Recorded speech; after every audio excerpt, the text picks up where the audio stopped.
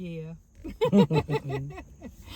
Yes. Yeah, we are home. This is part 2, tithes. Part 2. And offering. Here we go. If you're in a ministry, you're in a church, you're in an organization, your faith fell short on your part. Mm-hmm. God don't need your money. 10% you giving, you ain't paying it to the pastor.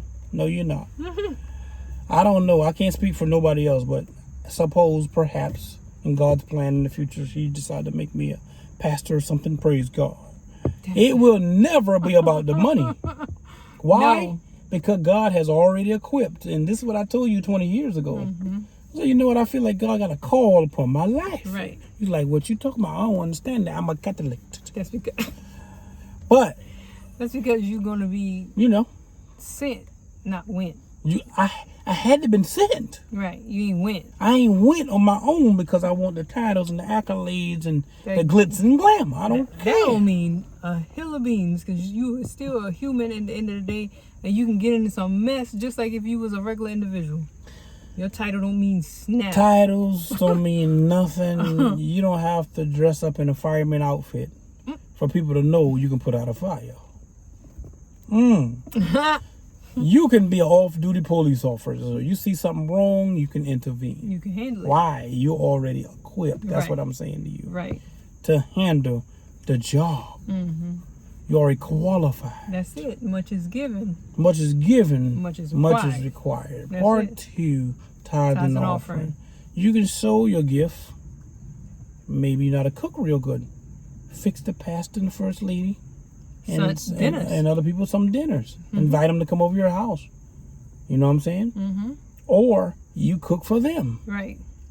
Or you can cook, maybe you want, like Ralph said, on a fixed income. Mm-hmm. Maybe you get your, once a month situation. Yeah, once a whatever month that number is. Whatever that monthly situation. And then you can buy groceries and stuff like that. Mm-hmm. And then you can take that talent, because you know how to cook, and fix dinners and sell them at the church. I know you ain't going there. And sell them at the church. And then you can take the money that you made from that.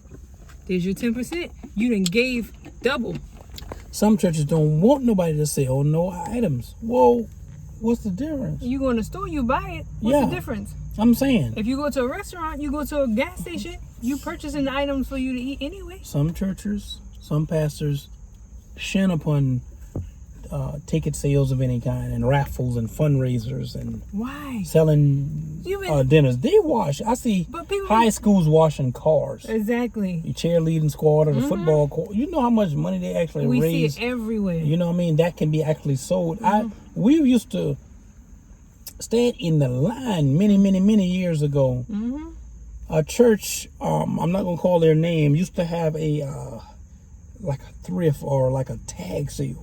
Man, people was lined all the way around the block. Yep. Imagine how much they made a month coming into that church. It's more than one way to get proceeds. Right. Because what's going to happen at some point, people are going to get tired of being asked.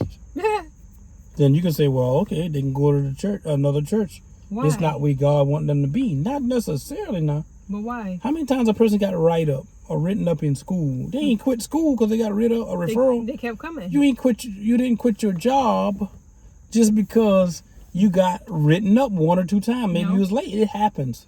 But you're supposed to learn from your mistake and actually grow. So, yeah. You learn from your mistake, but it's a part of life. You get through it and you just keep going and you keep showing up. But if you just stop just because 1, you got written up, or 2, you don't like what the pastor say or something like that. Right. We're adults. Grow up. So, but at the same time, I feel like if a person want to win, they'll do whatever is necessary, legal and ethically and honest. Right, to do what's necessary. Ethical and honest to win. If that means chicken dinners, that means hiring a Christian comedian or some type of artist. People will come in for concerts. And if I were a pastor at this particular time in my life, which for us is not about the money part. It ain't about that. I told you what I would do. I would have a salary for all the people in staff that needs to be compensated because they need to be working for the church 100%. They have no business working somebody else's job and then bringing that energy to the church and that stress and drama and uncertainty to the church. Because they can't help to flourish it and make it grow to reach more people. Because they're not 100% stationary and dedicated to what they're calling is. Like if I was in a church and I'm getting, if I were getting compensated, which I play for free. All right, it's been like that for some time, to be honest with you. And we sow a lot and we give a lot, but at the same time, I feel like God is in control through everything. There's a time and a season, Right. And there's no why, and there don't have to be a reason. Ooh, that boy got bars. But what I'm saying is, stop trying to figure everything out. God got rewards, and we're winning anyway. Right. So what I'm saying is, if I had somebody who was 100% dedicated, there's no way I would let them do something on a voluntary basis. Right. If I know what they bring to the table. Yeah. You know you got a great staff of people, great employees Who would go over and beyond and you has ask and go beyond what you require for them to do. even if they were late a couple times or missed a couple days due to personal reasons or whatever. You don't know their situation, but they show up. Yeah.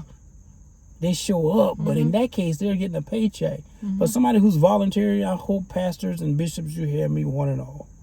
Don't be so hard on a lot of the people because you don't know their mental capacity. You don't know what they're thinking about. You don't know their financial situation because a lot of time people see somebody appear to be happy, Right. got a nice car, nice clothes. That don't mean nothing. What's going on up here? You don't know what's going on in their head. That can be their last $5, $10, $15, $20, $100, $200, $300. But y'all, we're gonna take up another offering here. Dude, you already took up 6. This supposed to go on Not every 6, month. though. Not 6. 6. Some churches 8. That's how you know right then. First of all, a person is not in a financial position Speaking of- to do what they say God said do, because God said He never see His righteous forsaken, nor His seed. begging bread. So then whose report are you going to believe? Exactly.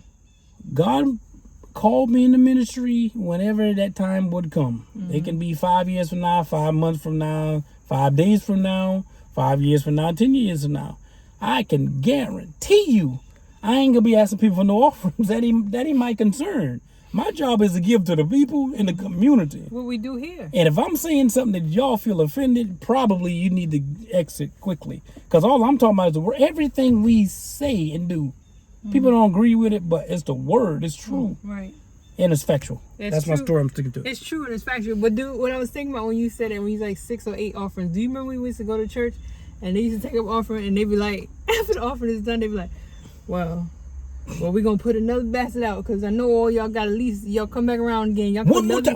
One more time. Y'all put another. Can I get everybody to get 5 more? 5 more, 10 more. Give me Get a little bit of money. You over there, you give 10, you give 5. How about $3? Let's tear up drum. The keyboard broken. $3. The keyboard broken, a little bit of keys. You hit the chord, the keyboard go out and do the song. Man, come on with that. We done been there, done that, got the award. Yeah. God, people try to make church and ministry and jobs embarrassment. How's the world got everything they need? Computer tear up on their job. I guarantee you. I got one the same Sooner day. than later, you gonna have what you need one way or the other. Later, in the next 2 hours. How can a person do They their either gonna job? fix it or I'm getting a new Do one. you know there's some churches out there right now still got a raggedy drum? Keyboard still, is not what it should be. Microphones raggedy. Like, I think the phone bill, the light bill, the gas bill should be the last thing a company or a church or organization should think about. First of all, That means you got a lack of funding, and that's poor planning. right. First of all, Ain't nobody else's responsibility at Walmart. Walmart owners say, you know what? I mean, listen, I'm jacking everything up. I want every employee. I ain't talking about the customers. no. I'm taking an additional $20, $30 out of your check a week. Pew! Shit. For what? Listen, like my grandma used to say, shit. What you saying? Look, 2 weeks of that, I'm out you. Shoot, I'm going back to Target. Listen, wait, why you taking Costco somewhere. Where you taking the money at my check Sam's for? Club. Huh? Where you taking money at my check for? He want a raise, man. You want a raise? Yeah, might be with a new car, a new suit, Yeah, okay. or something. Okay. You jacking up. Ain't that many offerings in the world. We taking all that money. Listen. We pay the light bill? Y'all, don't get offended. We're having fun, but I mean what I'm saying. Because I know several churches. I call them by name. But we're but, not going to do that. You know, I don't want to do that We're gonna keep just them. yet. We're going to keep them. But if you go to a church And I swear, if y'all taking up 10, 15, 20 offerings, and every month y'all got special offerings y'all got to do 5 and 6 times a month, something is wrong. Like they always say, I'm young, but I'm old at heart. Something in the milk ain't clean. How you gonna work every day and you ain't getting no pay? How you gonna work every day and nothing changing? What do you mean 5 and 6 offerings? If a person, I told one guy, I said, the guy said, you don't make enough money to save.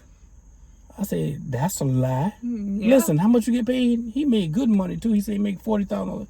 Dude, you make $40,000 a year? Stop paying your student loans. That's the first thing. Stop paying your credit cards.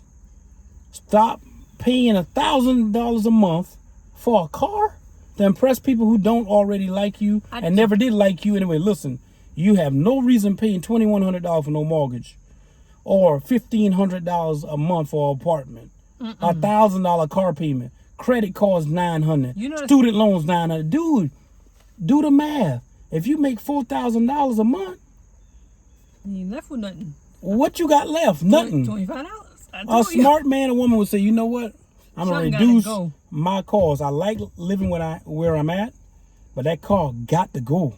$1,000 a month for a car payment? Credit cards, you pay the ones that you don't mind keeping. Anything else, so be it. But that gonna free up at least $1,200 right there. First of all, $1,000 a month. That's my story. I'm sticking to it. That's $1,000 for a car payment. That's not even insurance. Insurance. Because if you got taxes a car payment, at the end that of the means year, you're paying for full coverage. Full coverage The on taxes. $1,000 a month car. That's about $900.